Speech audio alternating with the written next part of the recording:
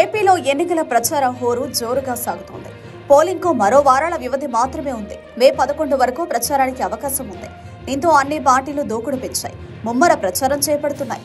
గెలుపు మాదంటే మాది అంటూ ధీమా వ్యక్తం చేస్తున్నాయి. సంక్షేమ పథకాలే తమను గెలిపిస్తాయని వైసీపీ భావిస్తుండగా గత 5 సంవత్సరాలుగా ప్రభుత్వ వైఫల్యాలతో ప్రజలు తమను ఆదరిస్తారని కూటమి పార్టీలు ఆశిస్తున్నాయి. సరిగ్గా ఇటువంటి తరుణంలోనే ఏఎల్ఎన్ సంస్థ తన సర్వే ఫలితాలను వెల్లడించింది.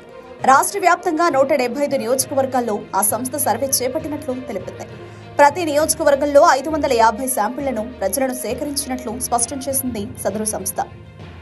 అయితే రాష్ట్ర వ్యాప్తంగా అన్ని ప్రాంతాల్లో చేసిన ఈ సర్వేలో వైసీపీ ఏకపక్షం విజయం దక్కించుకుంటుందని ఈ సర్వే తేల్చింది. 175 అసెంబ్లీ నియోజకవర్గాలకు గాను 149 చోట్ల వైసీపీ అభ్యర్థులు విజయం సాధిస్తారని సర్వే తేల్చి చెప్పింది.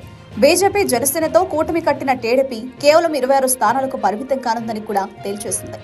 79 నియోజకవర్గాల్లో 10,000 మెజారిటీకి పైగా సాధిస్తుందని, మరో 57 సీట్లకు సంబంధించి 5 నుంచి 10,000 ఓట్ల మెజారిటీ దక్కించుకోనుందని, 13 చోట్ల మాత్రం 5,000 లోపు ఓట్ల మెజారిటీ వైసీపీ దక్కించుకుంటుందని ఈ సర్వే తేల్చి చెప్పడం విశేషం. 51% ఓట్లతో వైసీపీ తిరుగులేని విజయం సాధిస్తుందని ఏఎల్ఎన్ సర్వే సంస్థ తేల్చి చెప్పింది. టీడీపీ కూటమి 41% ఓట్లకే పరిమితమవుతుందని తేల్చింది. కాంగ్రెస్ నేతృత్వంలోని ఇండియా కూటమి 4% ఓట్లు సాధిస్తుందని, ఇతరులు 1% ఓట్లు సాధిస్తారని స్పష్టం చేసింది. అయితే ఈ సర్వేలో కాంగ్రెస్ ఇండియా కూటమికి 4% ఓట్లు వస్తాయని తేలడం విశేషం. అయితే కాంగ్రెస్ పార్టీ గణనీయంగా ఓట్లు చీల్చుతుందని, కానీ అవి వైసీపీవి కాకుండా కూటమివని ఈ సర్వే చెబుతుండడం గమనార్హం.